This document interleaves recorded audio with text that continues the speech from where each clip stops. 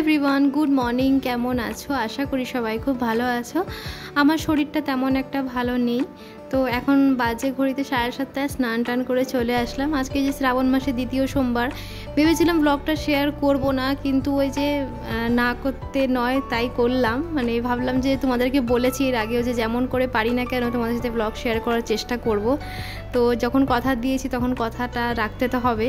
তো স্নান টান করে আজকেও আমি মামি দুধ পাঠিয়েছিল, বাবাকে ভালো করে দুধ দিয়ে স্নান করিয়ে বাড়ির পুজোটা সেরে চলে যাব মন্দিরে। শরীরটা না তেমন ভালো নেই, আবার আগের দিন জ্বর এসেছিল, তাও আমি উপোস রয়েছি, বাবার নামে উপোসটা রয়েছে। এখন আজকে আর জ্বর নেই, যে সর্দি কাশিটা ভেতরে রয়ে গেছে, কিন্তু জ্বরটা আগের দিন ছিল। মাঝে পরশু দিনকে এসেছিল, তারপরে 2 দিন ছিল না, আবার হঠাৎ করে জ্বর এসে গেছে।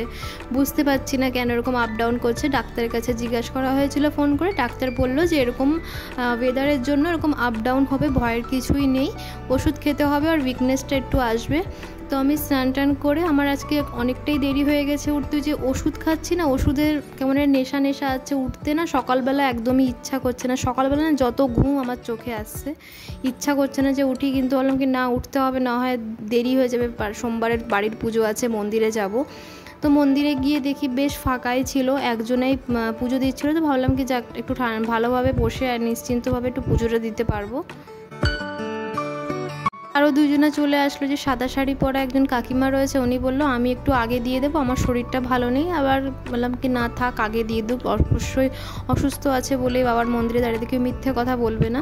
এইদিকে এবার আমার পালা, এদিকে বাবার কাছে ঘিয়ের প্রদীপ জ্বালিয়ে আমি বাবার মাথায় জল ঢালা হয়ে গেছে। আমাদের মানে মন্দিরের পেছনে বট গাছ আছে, ওখানে এবার জলটা ঢালবো। হয়তো ভাবতে পারো যে তুমি তো বলো তোমার ক্যামেরা ধরার কেউ নেই, তুমি একা করো, তাহলে এইগুলো কে করে দিল? এইগুলো আমি ফোনটা একটা স্ট্যান্ড বলতে ওখানে বট গাছের ওখানে একটা পাথরের মতো রয়েছে, ওখানটায় ফোনটা রেখে আমি ভিডিওটা করেছি। অল্প সময়ের জন্য করেছি, বেশিক্ষণ করিনি। কেউ না কেউ দেখে নেবে, বলবে এখানে ঢং করতে এসছে, পুজো দিতে আসেনি। হয় না, অনেকেরা জানে না বা বোঝে না, নাই জানতে পারে। তারপরে এখান থেকে বৌদি ফোন করে বলল সবজি নেই, 2-3টে সবজি আছে, সবজি আসার পথে কিছু সবজি নিয়ে এসো, বেশি আনতে হবে না। তো আমি এখান থেকে কাঁকরোল আর বেগুন আর পেয়েছিলাম কটা ধনেপাতা নিয়ে এবার বাড়ির দিকে আসলাম। দেখছো জামা টামা পরে রেডি হয়ে রয়েছি। সকালবেলায় মন্দির থেকে এসে 1 ঘন্টা বাড়িতে রেস্ট নিয়ে, মানে রেস্ট না, কাজ করছিলাম।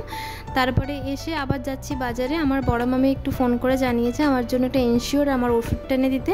তার জন্য ভাবলাম যাক মামির ওষুধটা এনে দিই, শরীরটা মামিরও ভালো নেই, তার জন্য মামির জন্য একটা ইনশিওর আর ওষুধ নিতেই গেছিলাম। বাড়ি এসে দেখি কি মেঘ করেছে, সকাল থেকে এত রোদ্দুর আর এত গরম দিচ্ছে না, সত্যি মানে কিছু ভালো লাগে না। শরীর ভালো নেই, তার মধ্যে না কিচ্ছু ভালো লাগছে না। আর এদিকে আমি কুলারে জল ছিল, কুলারের জলটাকে ফেলে পরিষ্কার করে রেখে দিলাম, আসছে বছর আবার হবে।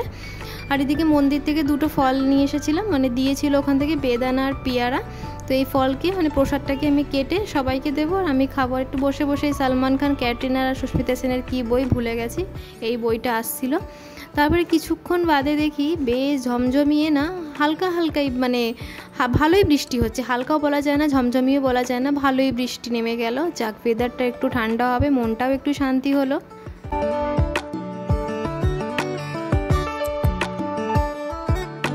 নাগাদ একটু চা খেতে ইচ্ছা করলো, তো ভাবলাম চা করি। মার বৌদি ভাত খাচ্ছিল, ব্যালকনিতে চা নিয়ে বসলাম। একটু আগে ঝমঝমিয়ে বৃষ্টি, এখন দেখো কি রোদ, টাক ফাটা রোদ, একটু একটু মেঘ করছে। আর আমি না গরম চা একদমই খেতে পারি না, অনেকেরই দেখি একদম গরম গরম চা নিয়ে মুখে সুরুক দেয়, আমি না যখনই মুখে গরম চাটা ধরি আমার জিভ পুড়বেই পুড়বে। এদিকে একটা আম কেটেছিলাম, মানে 5 মিনিট বাদেই আমটা খেয়েছি।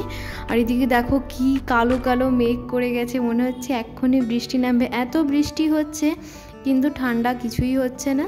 তো এদিকে সন্ধ্যাবেলা 1 ঘুম দিয়ে চলে আসলাম সন্ধ্যাবেলা সন্ধ্যা দিতে, মানে ঘিয়ের প্রদীপ জ্বালানোর জন্য। আবার একটু চা খেতে ইচ্ছা করলো, 1/2 কাপ চা খাবো, বেশি খাবো না। সামনে একটা মামি আছে, আমি কাঁঠাল খেতে ভালোবাসি, উনি আমার জন্য না যেখান থেকেই পাক না কেন কাঁঠাল আনলেই আমাকে দেবে। তো আজকে রাতে সাবু খাবো না, মিষ্টি নিয়ে এসেছি 4টে, ওর থেকে একটা খাবো। এমনি উপোস থাকলে না মিষ্টি তো খাওয়া যায় না। তো আজকের ব্লগটা আমি এখানেই শেষ করব। নতুন একটি ব্লগ নিয়ে তোমাদের সাথে আবার দেখা হয়। তোমরা সবাই ভালো থেকো, সুস্থ থেকো, আসি তাহলে, টাটা।